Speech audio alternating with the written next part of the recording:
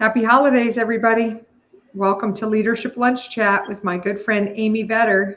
I'm Jen Wilson, and we're here to process leadership and management ideas in the profession.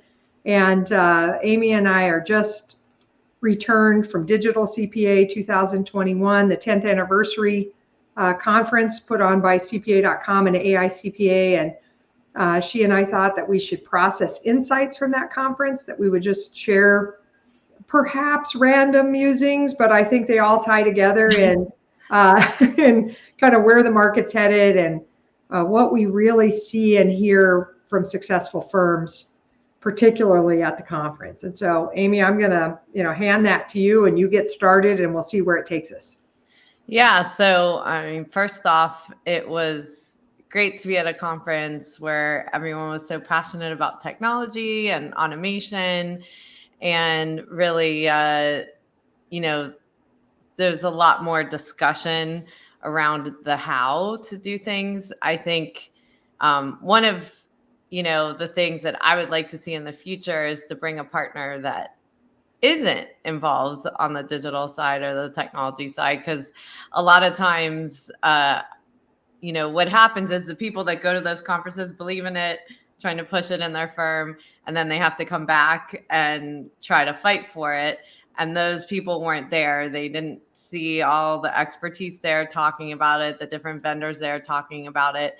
There's just something experiential about being at a conference with all people that are involved in automation and technology that you get more excited or wrapped up in it. So that's why everyone that goes gets really excited and then they come back and they really want to do all these things they just learned. And the people there that need to make the decisions or that might be barriers to a decision aren't necessarily there. So that would be one takeaway or suggestion that I would definitely give to any accountants out there is bring someone from another department, bring someone that has never been to something like this before. And not just this conference, the kind of conferences you go to move your practice forward.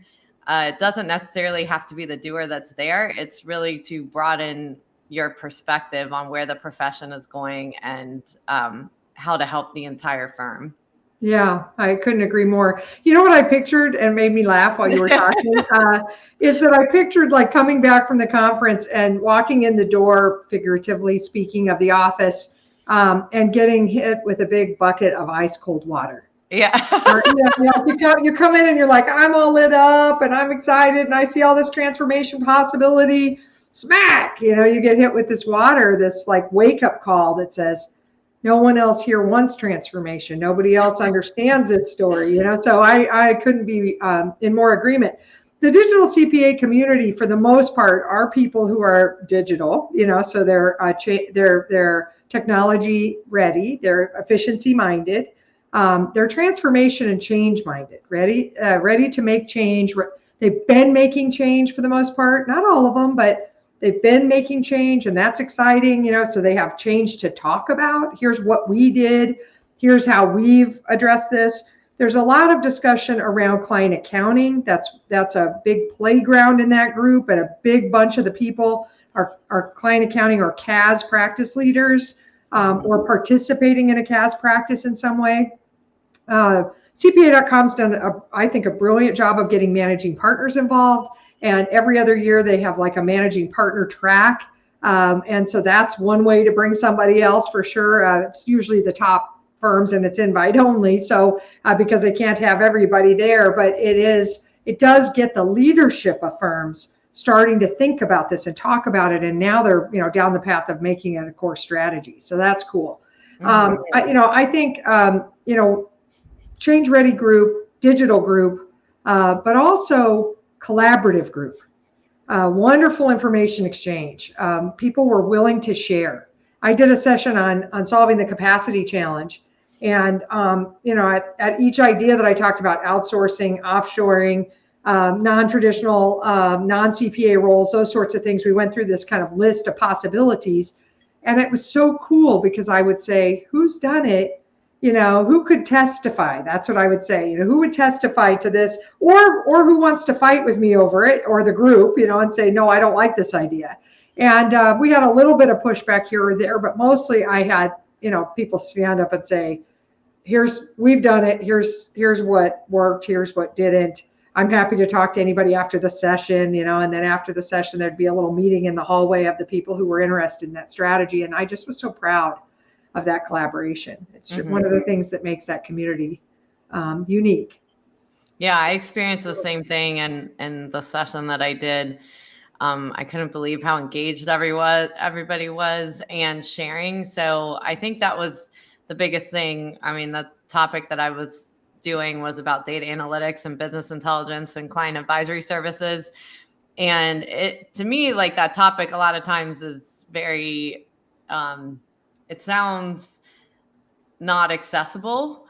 And so, when you hear that topic, it's an immediate, like, I don't know if I get it, but when you break it down, you realize it is something that is accessible to everyone once you break it down to its simplest form. And the sharing in the room was unbelievable about how people have used these different tools in their practice to be able to deliver work. And that is really, to me, the important part of these discussions is it's not just about the technology.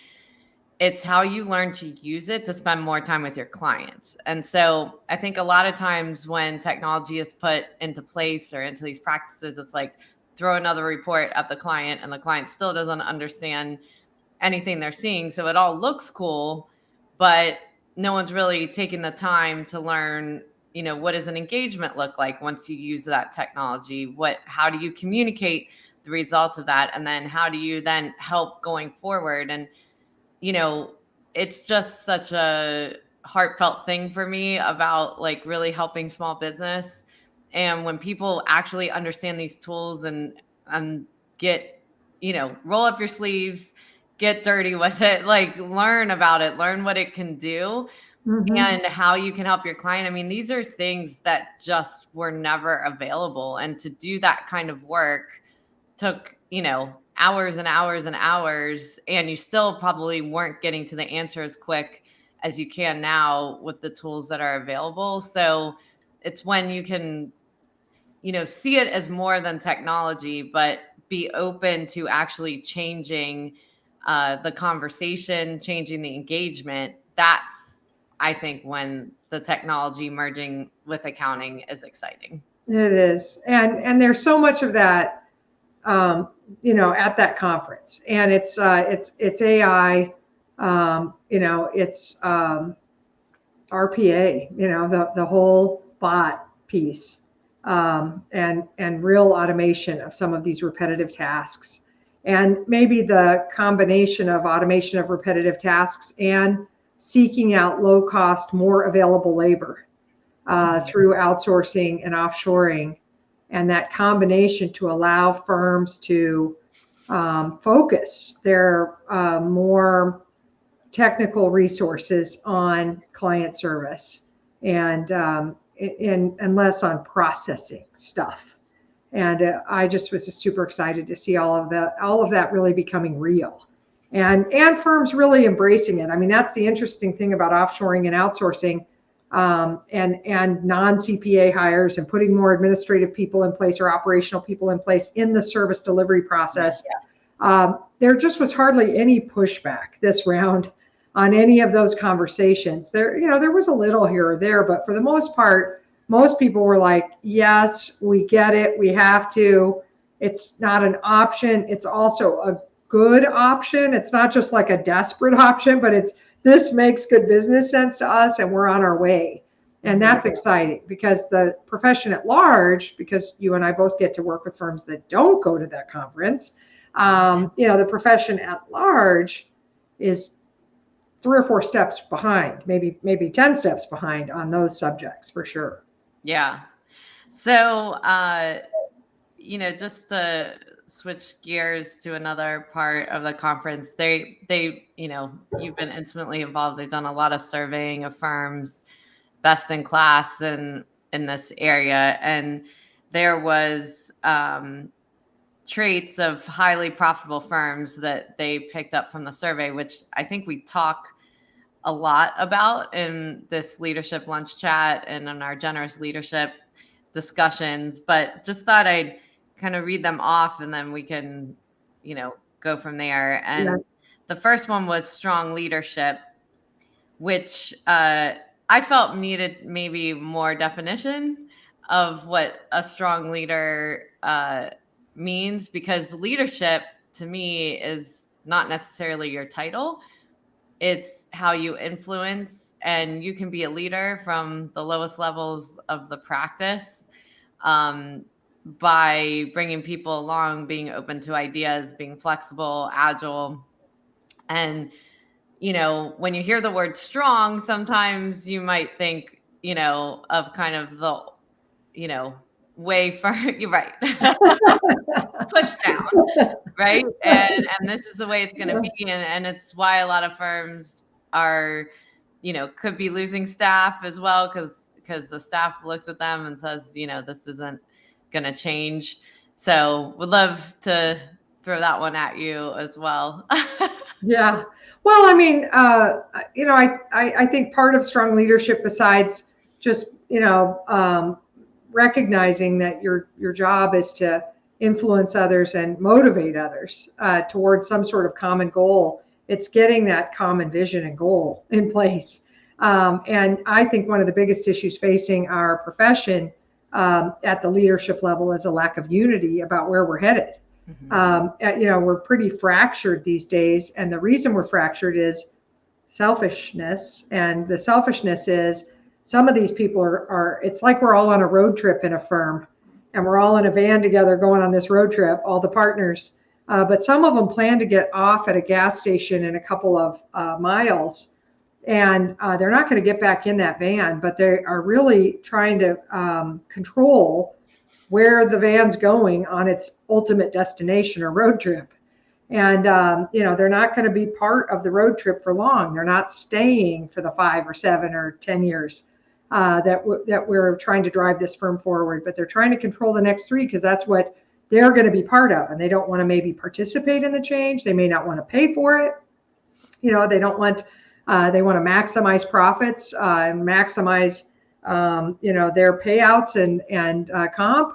And so, that is an age-old problem, but it's really exacerbated right now by the number of people planning to retire. Yeah. It's just a lot, like half the van is trying to, control the trip that shouldn't really be controlling where we're headed. They should be along for the ride and enabling it. They should be supporting, hey guys, where do you want to take this thing? How can I support you for as long as I'm in the van with you on this road trip? And so I just think that we don't have clarity of that destination in our GPS, and we don't have agreement. And then we have a lot of push-pull happening that isn't efficient, and the staff see it. They can't get excited about a vision for the future that isn't clear or articulated or appears to have buy-in. If it doesn't have buy-in, it's just a bunch of words, but they can see what the behaviors are. So, I mean, to me, that's the epitome of strong leadership, as a unifier who can bring that together and manage and navigate all those selfish interests and forge a path forward that the next generation can be excited about. They want to stay in the van too. The problem is that the retirees plan to get off 3 exits from now, and the young people in the van are like, I'll get off at the next exit then. You know what I mean? Like, we're not going where I want to go. I'm done. And we're seeing that with the Great Resignation. It's a problem. You can't have everybody retire and have all the next gen people quit and still think we're going to have a healthy profession. Yeah. It just reminded me of just an interaction I had there where I was on the elevator and talking to a firm partner that was there that, he was like talking about all the change he wanted to do and so forth. And the interesting thing was he was retiring in 3 years. I'm like, oh, you are a breath of fresh air. So he actually came to the conference. He's still pushing for change. And he's like, I've always been someone that, wants to look to the future, and I know what needs to get done. Even though I'm retiring in 3 years, I want this firm to be there. And I just thought how it is a mindset, and it may not come naturally to a lot of partners and leaders and so forth, but it is a mindset that is important to think about as a leader, no matter what level you're at, that you're never done. And it's kind of, I would compare it to parenting, right? That you're never truly done with parenting. You can think, oh, when they're 18, like I'm done, but you're not. Like then it's like a whole new type of parenting and so forth. And so it's the same thing with being a partner. Just because you're nearing the end, you should always be looking to what's the next best thing for this entity to keep growing with or without me. And what is my next best place? To me, the strongest leader is to know, in order for someone else to take the helm here, I've got to create space, find my next best space so that the next leader is ready to go. And so I do think it's an important, it was just so nice to see Yes. that a managing partner was there that was going to be retiring in a few years, and he was still excited, right? And it doesn't have to be over just because you're retiring. It's like your next best thing. Yeah, and yet, if you're not at a conference like this and you're not out there getting the information, then how can you advocate? How do you know where people should be headed? Yeah. And then, so there's a little bit of me that, like, I love the idea that somebody close to retirement wants to continue to influence change. I just want to be sure that they're out there really learning from the marketplace what those changes need to be, instead of father knows best or mother knows best back at the office. Here's how it's always worked. Here's how we always did it. And that's the balancing act, right? Yeah. And Jessica posted, saying, hey, what if they don't trust the next gen? And I'm sure that's a piece of it. Like, I don't trust that the next gen will lead this firm to where it needs to go so that I can get my 10-year buyout. Or maybe my name's on the door and I don't want my legacy tarnished. And I want to, micro control this thing to make sure that this firm stays afloat and all that. But, you got to empower the next gen and give them the opportunity to sort of plot the course, and then empower them to do the strategies, undertake the strategies and the change necessary. And then if I'm closer to retirement, I've got to empower those strategies and support them, and not necessarily always be the one that generated them or felt like they were mine. That's just how it has to be. And I would make another suggestion from the bottom up, that, everybody's going to look through the lens of what's in it for me. And unfortunately, that's just the way the world works. And so someone retiring is, at the end of the day, going to be worried, like, can they support their family, their lifestyle, everything once they walk out that door? So it's fear-based, it's selfish-based, however we want to call it, right? So if you're the next generation leadership group coming up, how are you going to address those concerns as you're putting through change? So rather than the battle of talking like this, right? Yes. Instead, coming with your suggestions and saying, this is how we, can protect, this piece right here so that you feel comfortable, or the firm feels stable, or, this is where we exit. Like, we're only going to take a risk up to this point, and then we walk away. Or we know we have to stop and make change. Like, I always compare it to, in yoga, we teach headstands and handstands. And when we teach it, I always say, like, know your exit. So know how you're going to fall, so that you are at least setting that leader up to have a little bit of comfort and sleep at night, that their retirement's going to be okay. And I know it might sound a little strange, but if we don't meet each other in the middle, Of course.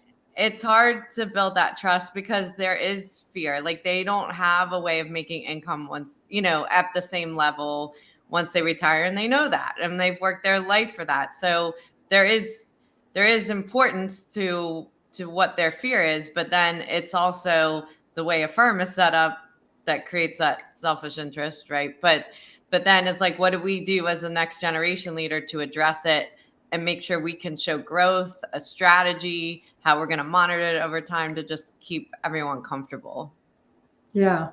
That whole subject that you just touched on, the whole idea of, fear about the buyout and providing the right confidence as a whole leadership lunch chat all by its lonesome. Yes, exactly. Seriously, because also making sure the buyout makes financial sense. Yes. Because what some of these guys are counting on is not necessarily going to sustain the firm long term. Well, and that's what's changing to private equity and all this other stuff. So, yes. So Emily, mark that down for us so we don't forget. Yes, we're thinking about content into January.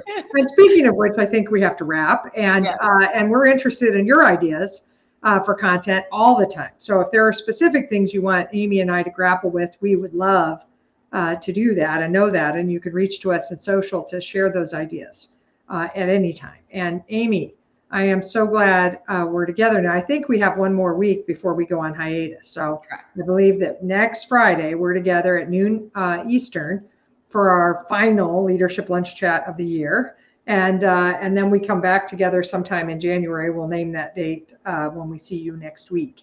And we appreciate everybody participating. It was good to be with you, Amy.